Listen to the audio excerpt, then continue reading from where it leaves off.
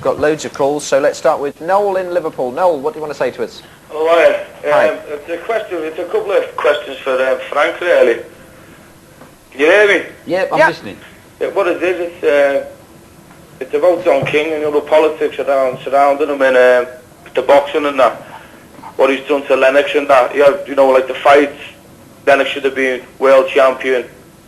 Well, I know he's world champion now, but he should have been. 2 years ago. Yeah, a good few years ago, do you know what I mean? Yeah.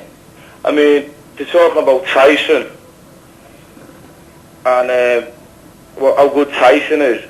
I think Lewis has been the best fighter out there for a long time now. I mean, if you remember back to what he'd done to Razor Ruddock, destroyed Ruddock in, was it 3 rounds? 2 rounds.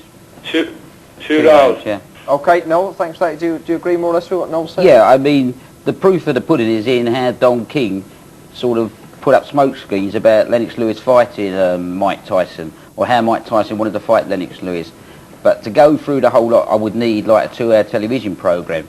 But the proof of it is King didn't want Tyson to fight Lennox Lewis, and that's why he done that court settlement, outside a court settlement of 14 million, then threw 4 million, sorry, and then threw up all these smoke screens about the fight.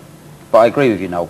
Okay, all right, thanks for that. Our second caller, George from Fife is online. Hello, George. Hi there. Hi, what would you like to say? I'd just like to speak to Frank, and I'd like to ask him basically what he thinks about Don King's control over all the governing bodies in boxing. He seems to have, allegedly, shall we say, he seems to have them in his pocket. I mean, he's bad for boxing. And you've got people like his colleague sitting beside him there, Herol, who is undoubtedly one of the best boxers ever to come out of Britain. He's better, in fact, than Steve Collins, and I rate him as one a true warrior like Nigel Benn. And I'm going off the track, but basically, Frank has been trying to put the big fights on to unify the world heavyweight division, which is a disgrace.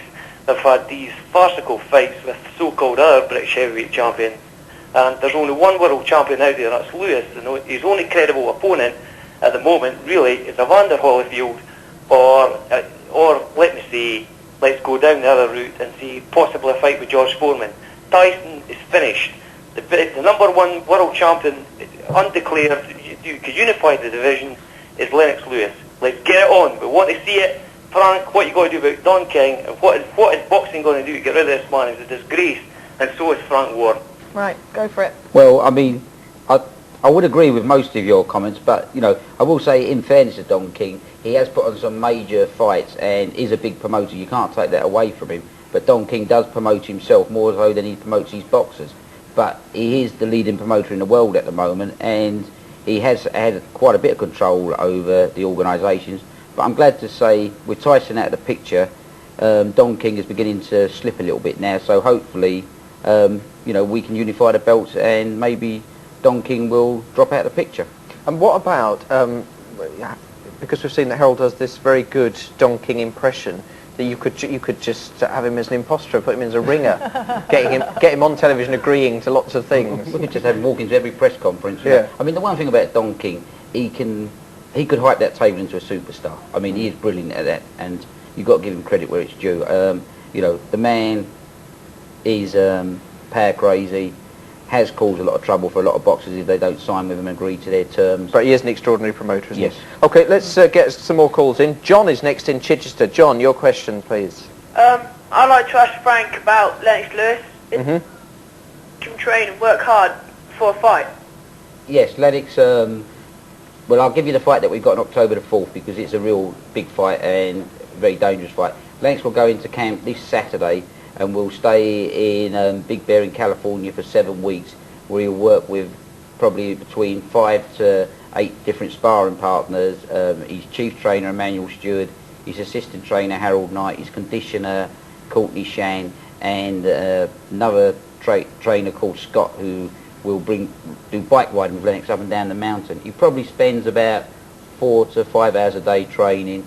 The rest of the time he studies videos and does a lot of reading. There'll be no socialising for the next 8 weeks. Does he still play a lot of chess? Yeah, and he plays chess to relax. Oh. If he can find someone who wants to play him, because he keeps beating everybody, so we're all fed up losing.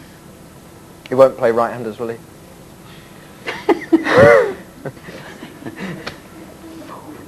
All right.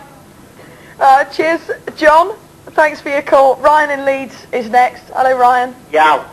I'd just like to talk to Herol. Go for it. Why you feel he deserved a world title shot after one half decent performance. 1R? Oh, that's not 1R. That was a bigger. That was a oneer. That guy was rated number 8 in the world.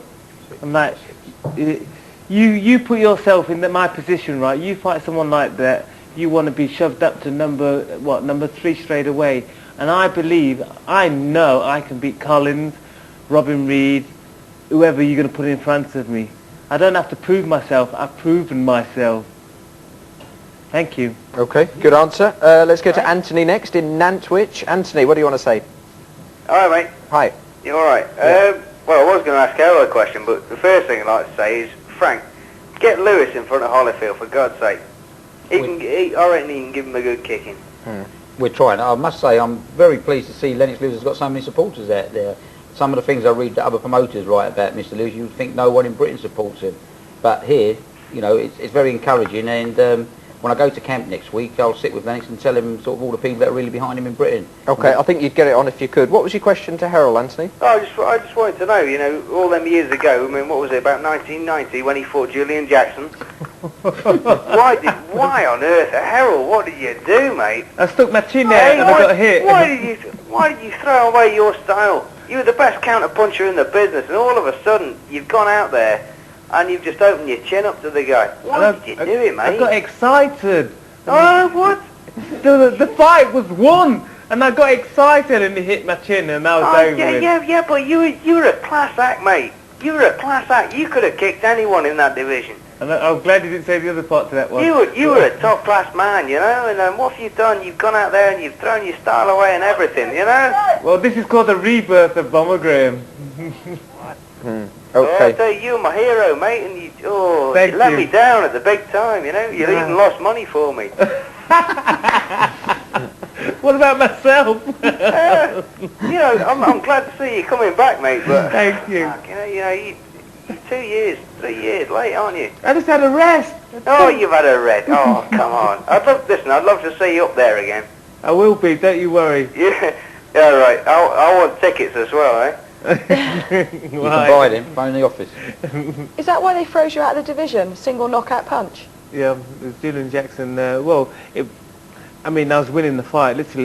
I literally won the fight, really, and the referee's going to stop it on that round.